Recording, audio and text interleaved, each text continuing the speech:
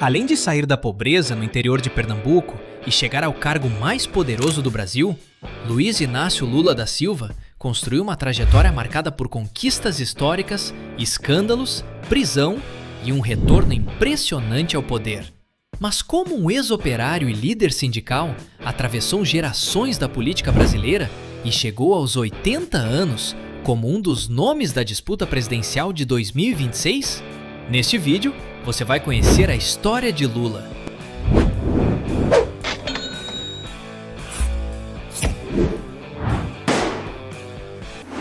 Carreira. Luiz Inácio Lula da Silva nasceu em outubro de 1945, em Garanhuns, Pernambuco, sendo o sétimo de 8 filhos. Ainda criança, enfrentou uma mudança que se tornaria parte fundamental de sua história. Sua mãe, Dona Lindu, deixou o Nordeste com os filhos rumo a São Paulo em uma viagem de 13 dias em um caminhão pau de arara. A família passou pelo Guarujá antes de se estabelecer na capital paulista. Lula começou a trabalhar ainda menino. Foi engraxate, office boy, trabalhou em tinturaria e aos 14 anos teve sua carteira profissional assinada pela primeira vez. Depois conseguiu uma vaga no Senai, formou-se torneiro mecânico e entrou definitivamente para a indústria metalúrgica. Foi justamente dentro das fábricas do ABC paulista que nasceu o Lula político. Depois de se aproximar do movimento sindical, chegou à presidência do Sindicato dos Metalúrgicos de São Bernardo do Campo e Diadema. No final da década de 70, tornou-se uma figura nacional ao liderar grandes greves de trabalhadores em plena ditadura militar. Em 1980, participou da fundação do Partido dos Trabalhadores, o PT, e naquele mesmo período chegou a ficar preso por 31 dias, com base na Lei de Segurança Nacional. Sua primeira tentativa de chegar à presidência aconteceu em 1989. Lula perdeu para Fernando Collor. Tentou novamente em 1994 e 1998, sendo derrotado nas duas ocasiões por Fernando Henrique Cardoso. A vitória finalmente chegou em 2002. Com quase 53 milhões de votos, Lula foi eleito presidente do Brasil. 4 anos depois, conquistou a reeleição com mais de 58 milhões de votos. Seus 2 primeiros governos ficaram conhecidos principalmente pela expansão de programas sociais, como o Bolsa Família, pela valorização real do salário mínimo, pelo crescimento do emprego e pela maior projeção internacional do Brasil. Ao mesmo tempo, seu governo atravessou uma das maiores crises políticas daquele período, o Mensalão, que resultou posteriormente na condenação de importantes dirigentes do PT e aliados. Lula não foi réu na ação penal do Mensalão. Ele deixou a presidência em janeiro de 2011, mas nunca abandonou o centro da política brasileira. E os anos seguintes produziram a fase mais dramática de sua trajetória. Com o avanço da Operação Lava Jato, Lula foi investigado, processado e condenado nos casos relacionados ao Tríplex do Guarujá e ao Sítio de Atibaia. Em abril de 2018, foi preso em Curitiba. Ficaria encarcerado durante 580 dias, até novembro de 2019. A história, porém, sofreu outra reviravolta. Em 2021, o Supremo Tribunal Federal confirmou a anulação das condenações impostas pela Justiça Federal de Curitiba, por entender que aquela vara não tinha competência para julgar os processos. Em outra decisão de enorme impacto político, o Supremo reconheceu a parcialidade do então juiz Sérgio Moro no processo relacionado ao Tríplex. Com seus direitos políticos recuperados, Lula estava novamente autorizado a concorrer. E ele voltou diretamente para a disputa pelo Planalto. Nas eleições de 2022, enfrentou Jair Bolsonaro em uma das disputas presidenciais mais apertadas desde a redemocratização. Lula venceu o segundo turno com pouco mais de 50,9% dos votos válidos e assumiu seu terceiro mandato em janeiro de 2023. De volta ao governo, retomou programas sociais, lançou uma nova versão do Programa de Aceleração do Crescimento e colocou temas como reindustrialização, transição energética, combate ao desmatamento e política externa novamente entre as prioridades de sua administração. Seu terceiro mandato também passou a ser marcado pelo desafio de governar diante de um Congresso fragmentado, pelas discussões sobre equilíbrio das contas públicas e por novas controvérsias políticas. E chegamos a 2026. Depois de inicialmente indicar que um terceiro mandato poderia encerrar sua trajetória presidencial, Lula decidiu tentar permanecer no poder. Aos 80 anos, entrou novamente na corrida pelo Palácio do Planalto, mantendo Geraldo Alckmin como companheiro de chapa. É um cenário que transforma a eleição de 2026 em mais um capítulo extraordinário de uma carreira iniciada no chão de fábrica. Se vencer novamente, Lula chegará ao quarto mandato como presidente do Brasil, ampliando ainda mais uma trajetória que já passou pelo sindicalismo, por sucessivas derrotas eleitorais, 2 primeiros governos, escândalos políticos, prisão, recuperação dos direitos políticos e uma volta ao Palácio do Planalto décadas depois de sua primeira candidatura. Vida pessoal. A vida pessoal de Lula é marcada por uma trajetória familiar tão cheia de mudanças quanto sua carreira política. Filho de Aristides Inácio da Silva e Eurídice Ferreira de Melo, a dona Lindu, ele cresceu em uma família numerosa e pobre, antes de migrar de Pernambuco para São Paulo. Décadas depois, aquela criança que começou a trabalhar cedo chegaria 3 vezes à presidência e em 2026 voltaria às urnas buscando um quarto mandato. Na vida amorosa, Lula enfrentou perdas profundas. Sua primeira esposa, Maria de Lourdes, morreu em 1971, durante a gravidez, e o bebê também não sobreviveu. Posteriormente, Lula teve sua filha Lurian com Miriam Cordeiro.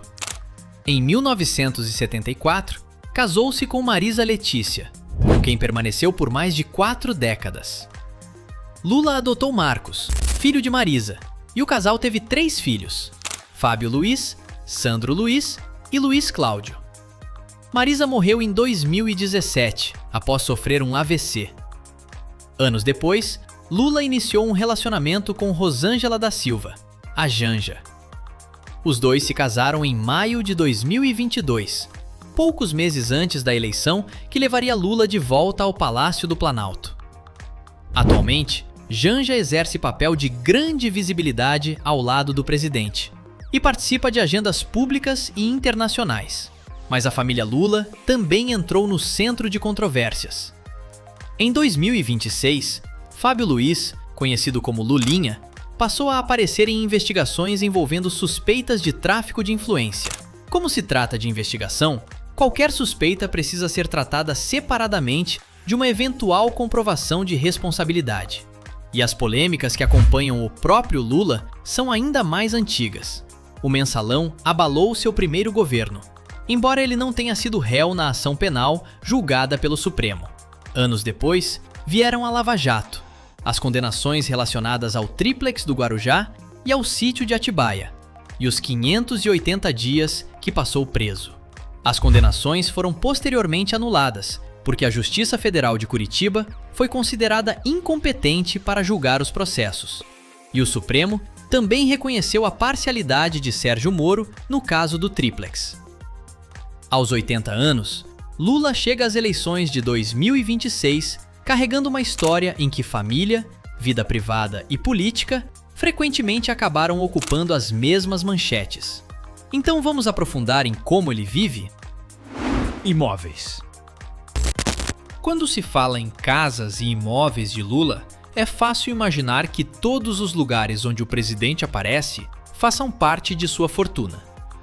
Mas existe uma diferença enorme entre aquilo que pertence a Luiz Inácio Lula da Silva e aquilo que está disponível para ele simplesmente porque ocupa a presidência da República. E nenhuma propriedade representa melhor essa diferença do que o Palácio da Alvorada, em Brasília. É ali que Lula e Janja vivem durante o terceiro mandato presidencial. Projetado por Oscar Niemeyer e inaugurado em 1958, o Alvorada é uma das construções mais famosas de Brasília. Mas o palácio não pertence a Lula. Ele é patrimônio público e funciona como residência oficial do presidente da República. E estamos falando de uma propriedade gigantesca. O complexo ocupa uma área de aproximadamente 36 mil metros quadrados, cercada por jardins e pela arquitetura modernista que transformou o prédio em um símbolo do país. Internamente, existem ambientes privados para a família presidencial e espaços destinados a recepções, reuniões e cerimônias oficiais.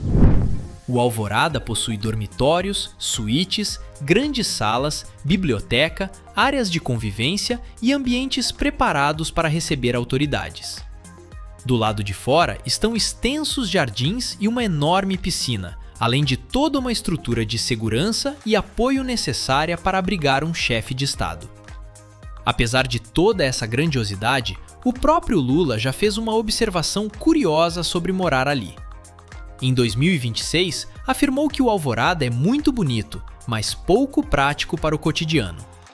Segundo ele, as distâncias entre determinados ambientes são tão grandes que o café pode chegar frio e até a cerveja pode chegar quente. Mas existe outra casa utilizada por Lula que chama bastante atenção, e desta vez estamos falando de uma residência particular, embora também não seja propriedade do presidente.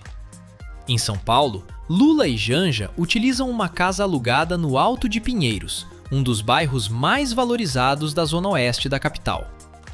A residência tem aproximadamente 700 metros quadrados e apresenta um padrão bastante elevado. São 4 suítes, 8 banheiros, piscina e academia, além de escritório com biblioteca e um bar instalado sob a escada. O imóvel também ganhou importância porque permite que Lula tenha uma estrutura confortável durante suas permanências em São Paulo, cidade diretamente ligada à sua história política e ao ABC paulista. Na época em que a residência passou a ser utilizada pelo casal, o aluguel foi divulgado na faixa de R$20 mil por mês, enquanto estimativas publicadas colocavam o valor de venda do imóvel próximo dos R$5 milhões. E quando olhamos exclusivamente para aquilo que Lula efetivamente declarou possuir em 2026, o cenário muda bastante. Em sua declaração de bens apresentada para a nova disputa presidencial, Lula informou patrimônio total próximo de R$4.800.000. Os imóveis particulares representam apenas uma parte desse valor. Entre eles, aparece uma casa em construção em São Bernardo do Campo, declarada por aproximadamente R$250 mil. Também consta um terreno na região do Riacho Grande, igualmente em São Bernardo, declarado por aproximadamente R$265 mil. Lula ainda declarou participação de 50% em um apartamento, com sua parcela registrada por aproximadamente R$95 mil, além de participação em outro terreno e propriedades de menor valor. É importante entender que esses números são valores declarados à Justiça Eleitoral. Eles não significam necessariamente quanto cada propriedade valeria se fosse colocada à venda em 2026. Um imóvel adquirido décadas atrás, por exemplo, pode permanecer registrado pelo valor histórico informado nas declarações, enquanto seu preço atual de mercado pode ser diferente. E existe o Palácio da Alvorada, uma residência monumental que ele utiliza como presidente, mas que pertence ao Estado brasileiro. Existe a casa de aproximadamente 700 metros quadrados no Alto de Pinheiros, utilizada pelo casal em São Paulo, mas alugada. E existem os imóveis efetivamente declarados em seu patrimônio, concentrados principalmente em São Bernardo do Campo e com valores declarados muito inferiores aos das residências de luxo normalmente associadas à rotina presidencial. É justamente essa diferença que explica por que a vida de Lula pode envolver palácios, grandes propriedades e uma estrutura residencial de altíssimo padrão, enquanto sua declaração pessoal de bens apresenta uma realidade patrimonial bastante diferente. Outros imóveis. Além do Palácio da Alvorada, existe outra propriedade impressionante à disposição de Lula enquanto ele ocupa a presidência: a Granja do Torto, também em Brasília. Diferentemente da arquitetura monumental do Alvorada, a Granja do Torto tem características de uma grande residência de campo. A propriedade oferece muito mais privacidade e historicamente foi utilizada por diferentes presidentes para descanso, reuniões reservadas e períodos em que a residência oficial estava passando por intervenções. Lula e Janja também utilizaram a Granja do Torto durante o terceiro mandato, inclusive em períodos de manutenção no Palácio da Alvorada. Mas, novamente, a propriedade não pertence ao casal.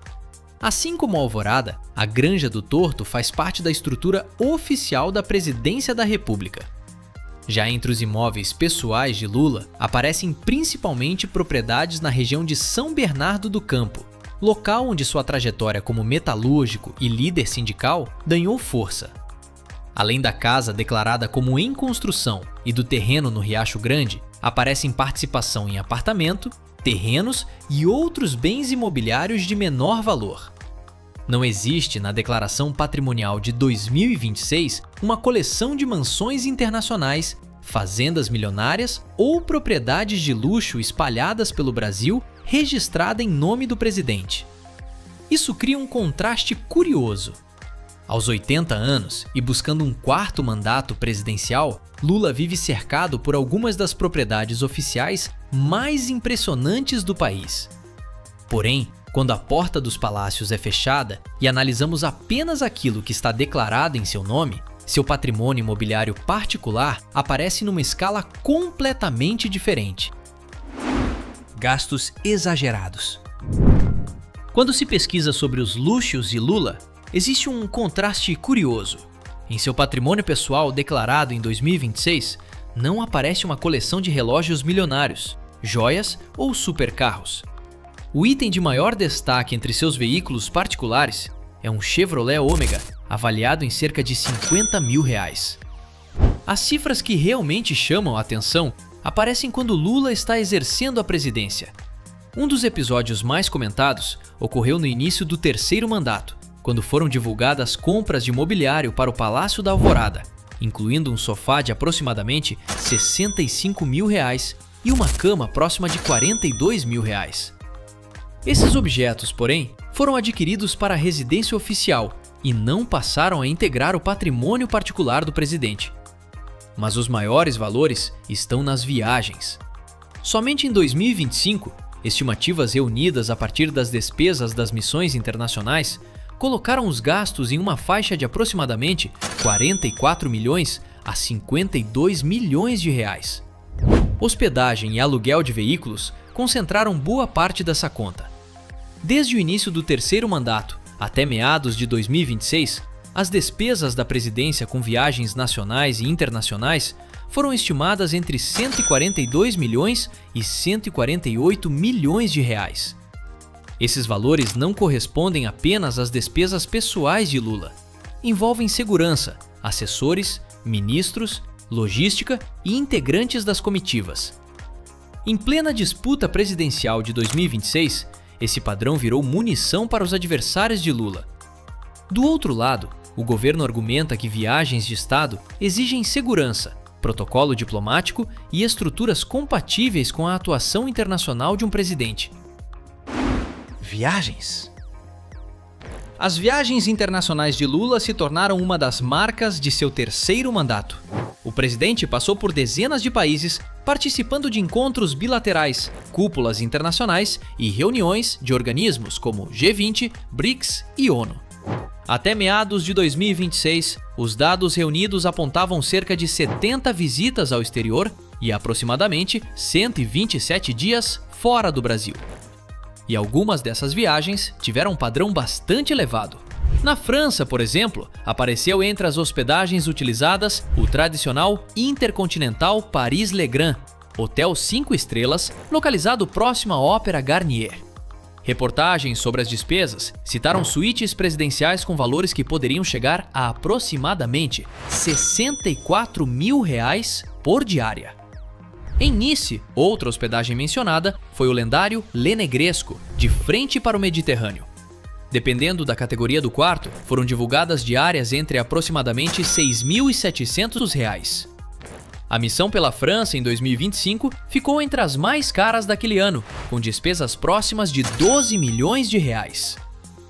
Já a passagem por Nova York para a Assembleia Geral das Nações Unidas teria movimentado aproximadamente R$6.700.000, considerando diferentes despesas da comitiva. Em 2026, Lula continuou circulando pelo exterior, mas a proximidade das eleições mudou o ritmo da agenda. As viagens dentro do Brasil passaram a ganhar mais espaço, enquanto o presidente intensificava sua presença política nos estados em busca de um quarto mandato. Carros.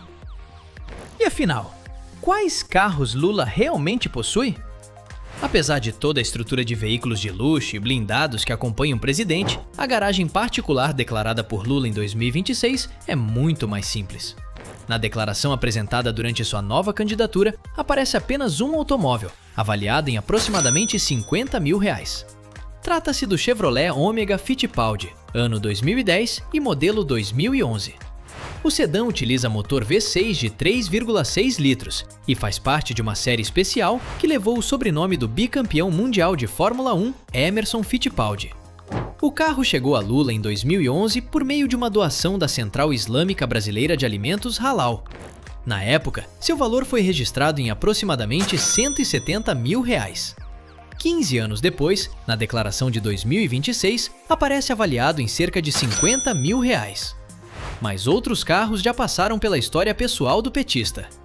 Um deles é a Ford F1000, picape que se tornou bastante popular no Brasil e que aparece ligada à família há décadas. Dependendo do ano, versão e estado de conservação, exemplares antigos restaurados podem atingir valores elevados no mercado de colecionadores. Lula e Marisa também tiveram um Fiat 147. Um dos automóveis mais emblemáticos da indústria brasileira durante as décadas de 70 e 80. Outro clássico presente em fotografias antigas da família é o Volkswagen Fusca, símbolo de uma época em que a realidade financeira de Lula estava muito distante daquela que acompanha atualmente um presidente da República. Em declarações patrimoniais anteriores, também apareceu uma Ford Ranger Limited, ano 2013. Mas ela já não aparece como o único veículo declarado em 2026. Agora, quando Lula está trabalhando como presidente, a situação muda completamente. O chefe de Estado precisa circular em veículos preparados para a segurança presidencial. O Gabinete de Segurança Institucional mantém uma estrutura com carros blindados, SUVs, sedãs, vans e outros veículos utilizados pelo presidente, familiares autorizados, agentes de segurança e comitivas. Em 2025, foi divulgada uma renovação envolvendo 23 veículos, com custo próximo de R$5.4 mil. Esses carros pertencem à estrutura pública e não à garagem pessoal de Lula. No exterior, os números ficam ainda maiores. As viagens internacionais de 2025 teriam consumido aproximadamente R$20 milhões a R$21 milhões somente com aluguel de veículos para as missões presidenciais. Em Nova York, a operação chegou a aproximadamente R$3.3 mil. Em Tóquio, cerca de R$2.4 mil. Paris teria exigido aproximadamente R$974 mil, enquanto Roma e Moscou ficaram próximas de R$1 milhão cada. Ou seja, quando alguém vê Lula chegando em SUVs blindados, sedãs executivos ou carros de luxo durante uma viagem presidencial, isso não significa que esses veículos pertençam a ele. A diferença é enorme. O carro pessoal declarado é um Chevrolet Omega. A frota milionária pertence ou presta serviço à estrutura da presidência. Outros automóveis. Quando o assunto chega aos jatinhos, aviões e iates de Lula, existe outra diferença importante entre utilizar e possuir. Não há, nas informações patrimoniais apresentadas para a eleição de 2026, registro de jatinho particular, helicóptero ou iate pertencente a Lula. Isso não significa que aeronaves executivas nunca tenham aparecido em sua trajetória. Um caso conhecido aconteceu durante a campanha de 2022, quando Lula viajou em um Bombardier Global Express XRS, um jatinho executivo de longo alcance capaz de realizar voos intercontinentais. A aeronave pode transportar aproximadamente 14 passageiros, dependendo da configuração, e alcançar velocidades próximas de 950 km por hora. Aviões desse nível podem valer dezenas de milhões de dólares. Mas o Bombardier não era propriedade de Lula. Ele foi utilizado em um deslocamento por meio de uma estrutura privada, Portanto, seria incorreto apresentá-lo como o jatinho de Lula. Hoje, como presidente, seus deslocamentos aéreos são realizados principalmente por aeronaves disponibilizadas pela Força Aérea Brasileira, incluindo o avião presidencial. Mais uma vez, são bens públicos e não fazem parte de sua fortuna.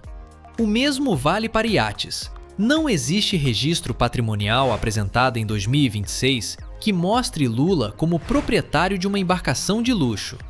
Assim, apesar de sua rotina presidencial envolver aviões, comboios blindados e uma logística digna de chefe de Estado, a coleção particular de meios de transporte de Lula é muito menor do que essa imagem pode sugerir. Negócios. Quando se pergunta como Lula ganhou dinheiro fora da política, uma atividade se destaca: as palestras. Depois de deixar a presidência em 2011, Lula passou a ser contratado para falar em eventos empresariais e institucionais no Brasil e no exterior. Seu nome havia adquirido enorme projeção internacional, transformando a experiência de ex-presidente em uma atividade comercial bastante lucrativa. Esses trabalhos foram ligados à Eliesse, palestras, eventos e publicações, empresa criada para administrar palestras, eventos e outras atividades relacionadas ao ex-presidente. Entre 2011 e 2015, a empresa recebeu aproximadamente 27 milhões de reais por palestras, segundo informações divulgadas à época, com base em dados apresentados pelo Instituto Lula. Lula realizou conferências para diferentes empresas e instituições e viajou por dezenas de países durante o período. Outra atividade internacional surgiu em 2013, quando ele fechou um acordo para escrever uma coluna mensal para o jornal americano The New York Times, abordando temas de política e economia internacional. Atualmente, porém, a realidade é diferente. Lula voltou à presidência em 2023 e em 2026 disputa novamente o cargo. Portanto, não seria correto tratar aquele faturamento histórico das palestras como se representasse sua renda atual. Na declaração patrimonial apresentada para as eleições de 2026, ainda aparece participação ligada à Eliesse, além de investimentos, créditos e previdência privada. Ou seja, Lula conseguiu transformar o prestígio acumulado após seus primeiros governos em uma fonte privada de renda bastante significativa. Mas hoje, novamente ocupando o Palácio do Planalto e tentando conquistar um quarto mandato, sua principal atividade voltou a ser a política. Fortuna. E afinal, qual é a fortuna de Lula em 2026? Como acontece com qualquer político, estimativas encontradas na internet podem variar bastante. Por isso, a referência mais objetiva é o patrimônio que o próprio candidato declara oficialmente à Justiça Eleitoral. Na disputa presidencial de 2026, Lula declarou patrimônio de aproximadamente R$ 4.770.000. Para comparação, 4 anos antes, havia informado cerca de R$ 7.400.000. Isso representa uma redução próxima de 35%. E talvez o mais curioso seja onde está concentrada a maior parte desse dinheiro. Em vez de mansões ou uma garagem milionária, aproximadamente R$ 3.300.000 estão ligados a planos de previdência privada do tipo VGBL. Os imóveis particulares declarados ficam principalmente em São Bernardo do Campo e incluem terrenos, participação em apartamento e uma casa em construção. Entre os veículos, aparece apenas um Chevrolet Ômega, declarado por aproximadamente R$ 50.000. Lula também recebe a remuneração correspondente ao cargo de presidente da República. Esse dinheiro é renda e não deve ser confundido com o patrimônio acumulado ao longo da vida. E existe uma distinção ainda mais importante. O Palácio da Alvorada, os carros blindados, as aeronaves da Força Aérea Brasileira e toda a estrutura presidencial não pertencem a Lula. Mesmo que ele utilize bens que valem milhões durante o mandato, eles pertencem ao Estado ou são contratados para atividades oficiais. Por isso, quando se fala na fortuna de Lula, não é correto somar palácios, aviões ou carros oficiais ao seu patrimônio. Em 2026, a cifra oficial declarada está na casa dos R$ 4.800.000. É um patrimônio milionário, mas muito distante da estrutura de luxo que cerca o cargo de presidente. E justamente agora, aos 80 anos, Lula tenta garantir que essa estrutura continue fazendo parte de sua rotina por mais 4 anos, ao disputar novamente o comando do Brasil. Mas você já se perguntou qual é o patrimônio declarado dos outros candidatos? Continue descobrindo aqui. E aí, gostou do vídeo? Então deixe o seu like e comente sugestões de outros temas pra gente trazer aqui no canal. E aproveite para se inscrever e assistir outros vídeos. Você com certeza irá gostar. Canal Sabe Tudo, sua curiosidade em forma de vídeo.